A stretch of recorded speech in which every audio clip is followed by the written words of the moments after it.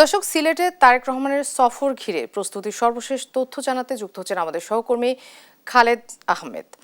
খালেদ, প্রস্তুতি কেমন চলছে, কি বলছেন নেতাকর্মীরা, বিস্তারিত আমাদেরকে জানাবেন। আপনাকে ধন্যবাদ। আপনি যেমনটি বলছিলেন প্রস্তুতির কথা যদি বলি, আপনি নিশ্চয়ই দেখতে পাচ্ছেন আমার পেছনের যে ঐতিহাসিক সিলেট সরকারি আলিয়া মাদ্রাসা মাঠ, এই মাঠে কিন্তু স্টেজ এবং প্যান্ডেল নির্মাণের কাজ শেষ পর্যায়ে।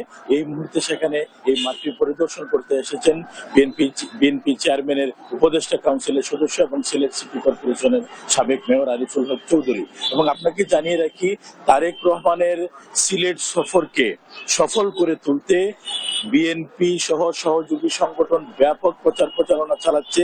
আজকেও তারা কিছুক্ষণ আগে সিলেটে আনন্দ শোভাযাত্রা করেছেন, লিফলেট বিতরণ করেছেন এবং এই শহরের প্রত্যেকটি মোড়ে মোড়ে পোস্টার, লিফলেট, ব্যানার, ফেস্টুন দিয়ে তারা সাজিয়ে রেখেছেন।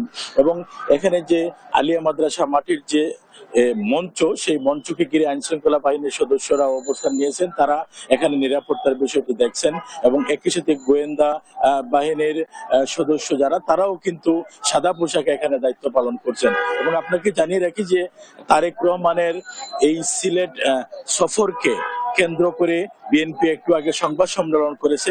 তারা বলেছেন যে তারা এখানে 22 তারিখ সকালে তারেক রহমানকে নিয়ে শাহজালাল রহমতুল্লাহি এবং শাহজালাল রহমতুল্লাহ মাজার জিয়ারত করবেন।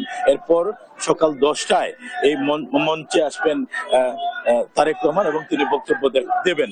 তারেক রহমানের সফরকে ঘিরে সিলেটের নেতা কর্মীদের মধ্যে এক ধরনের উচ্ছ্বাস বিরাজ করছে বলা যায়। নেতা কর্মীরা প্রতিনিয়তই আনন্দ শোভাযাত্রা করছেন।